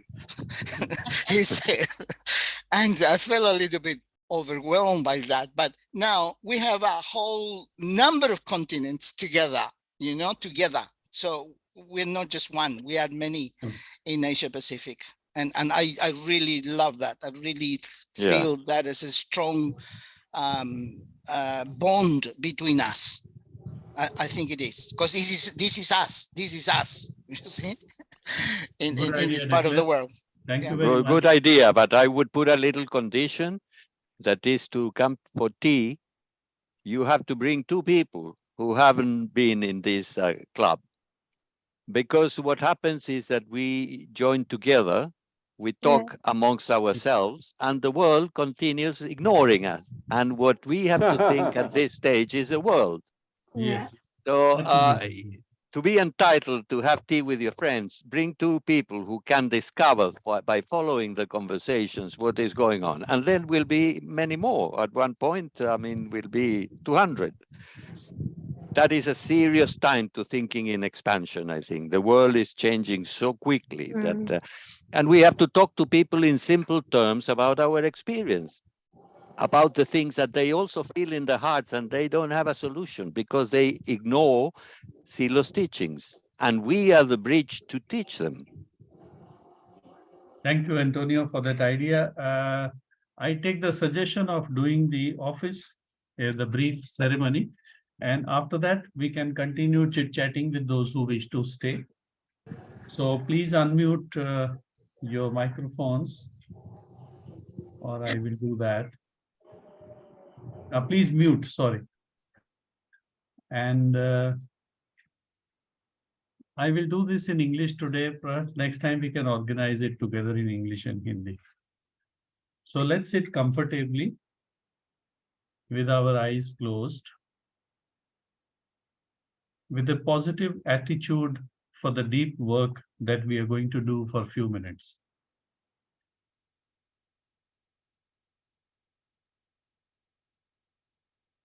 Repeat after me the next 4 lines. My mind is restless. My mind is restless.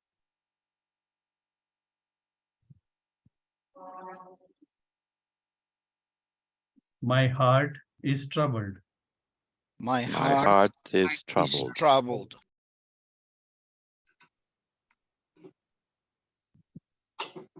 My body is tense. My My body body is is tense. tense. I relax my body, my heart, and my mind. I I relax relax my body, body, my heart, heart, and my and mind. my mind. My mind.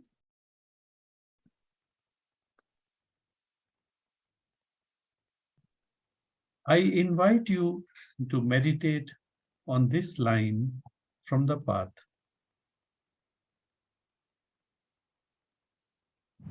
Do not let your life pass by without asking yourself, who am I?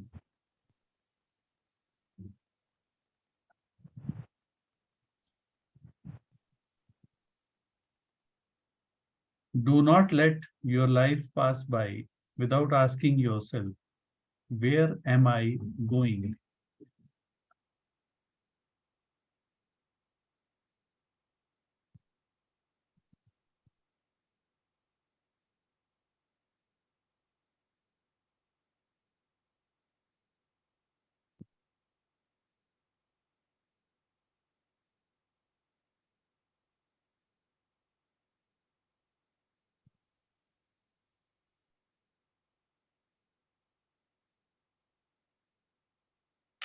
Completely relax your body and quiet your mind.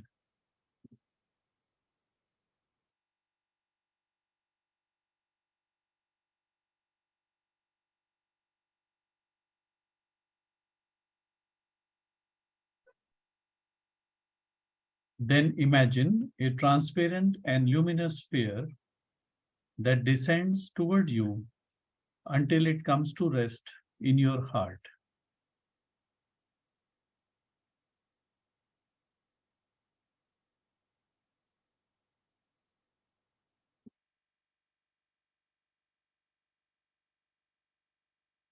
Notice that the sphere begins to transform into an expanding sensation within your chest.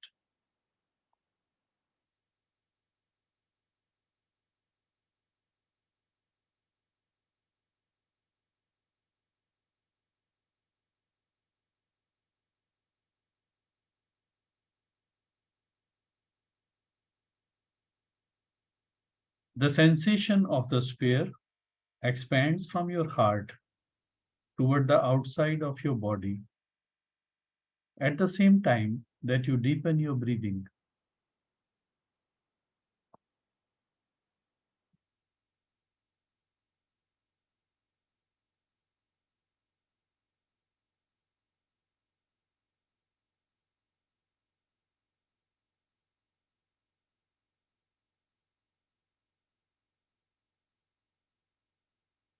You will feel new sensations in your hands and the rest of your body.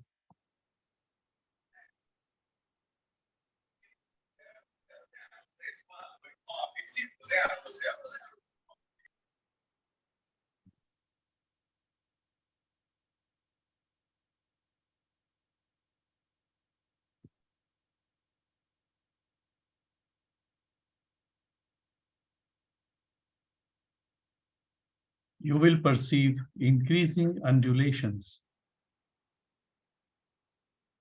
Positive emotions and memories will arise.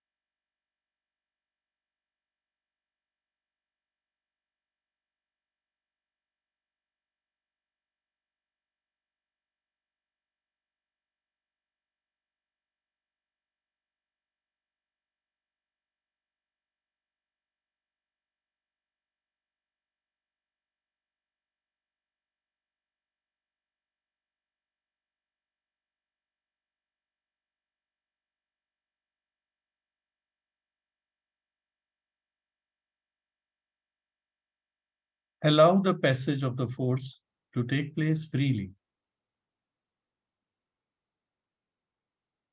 This force gives energy to your body and your mind.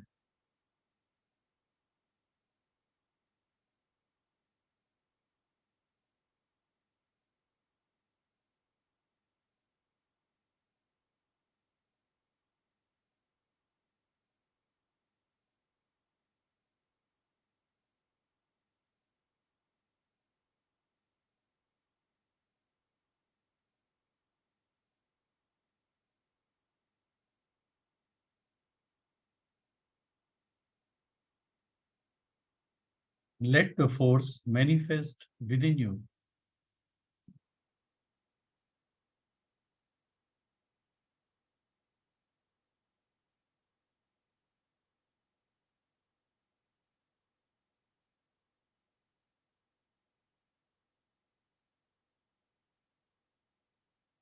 Try to see its light within your eyes and do not stop it from acting by itself.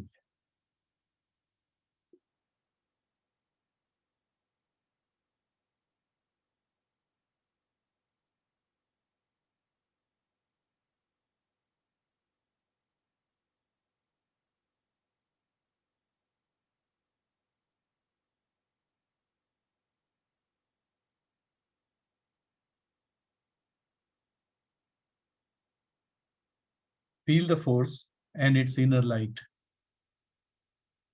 Let it manifest freely.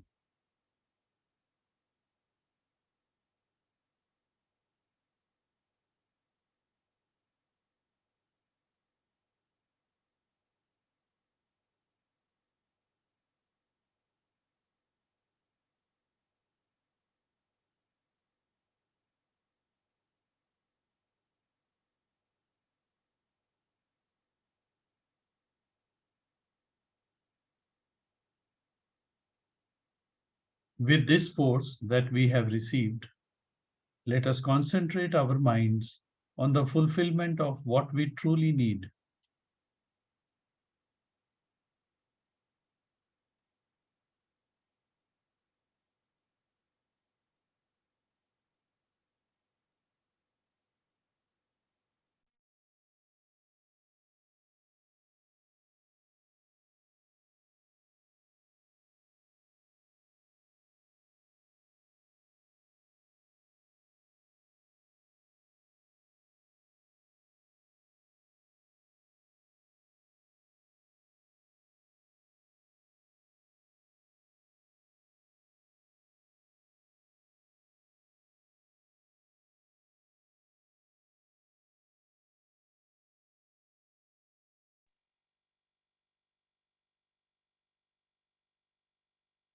Peace, force, and joy to you all.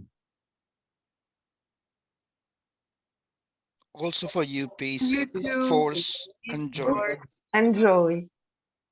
Thank you, Peace, Sudhir. force, and joy. Enjoy to you all. Thank you very much. Thank you, Thank Sudhir. you. Fantastic. I invite Nailesh to share his closing remarks from Kandroli Park. Peace, force, and joy to all my dears.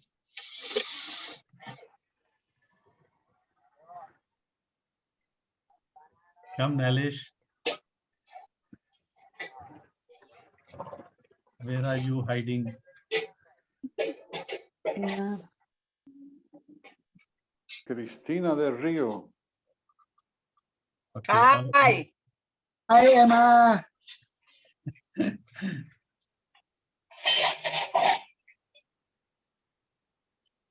Okay, friends. Bye. So, Is once Nilesh again, coming? Nilesh coming? I don't see him. Anyway, Nailesh or somebody else from Kandroli Park is welcome to be here for a while. Maybe they have disconnected or something. Anyway, let us formally close the meeting here with heartfelt thanks to, first of all, to declare to propose this idea and Kandroli Park to take it forward, and for Tito to agree to share his wonderful experience, and for Antonio also to come and share his experiences. I'm sure all of us feel more enriched internally with this event, and this will have some interesting consequences in the near future. On behalf Thank you. of all of you, I thank all of you. Thank you, Sudhir. Thanks to you. Thank you Thank very you, much. Antonio, and thank you, Tito. It was great to be with you all. Same Sudhir, here. Great people. Thank you, Sudhir, for organizing this. One little comment. I would like to bring the memory of a dear friend that we spent many hours in conversations, who is Ayapa. Ayapa was a truly reference to all of us in this part of the world, and we feel a special love for him and his journey with Silo for so many years. And he's been in many places in the subcontinent. And so I just wanted to bring his memory into this meeting, because I think he's here now. You don't see him, but he's here. I would want to add Linesh Bhai to that name. Yes. Yes, they are all with us in our hearts, and we do feel them with us. There's absolutely no doubt about it. Sudhir, will you email me the recording? No, I will mail to everybody except to Karina. Oh. Yes, Karina, we will put it on YouTube. And by late night or tomorrow, we'll have the link. Perfect. We'll do that. Of course we'll Wonderful. do. Of course, we'll do that. Thank you, friends. Thank you Thank you very much, Wonderful. Tito. All the Wonderful, best. wonderful, Big and hugs. Antonio. Big Peace, hugs love, to and joy to everybody. all. Peace, Okay. and Take bye. care. All right. Nirmala, it was Bye-bye. wonderful seeing you after a long time. Bye. And I hope we'll see you All the more best. now. Yeah, all Thank right. you, Sherwin. Thank you, Henrik. Bye. Thank you. Bye. Thank you, Bye. friends from Bye, Bangladesh. friends. Thank you, Manju. Thank you, everybody. Bye.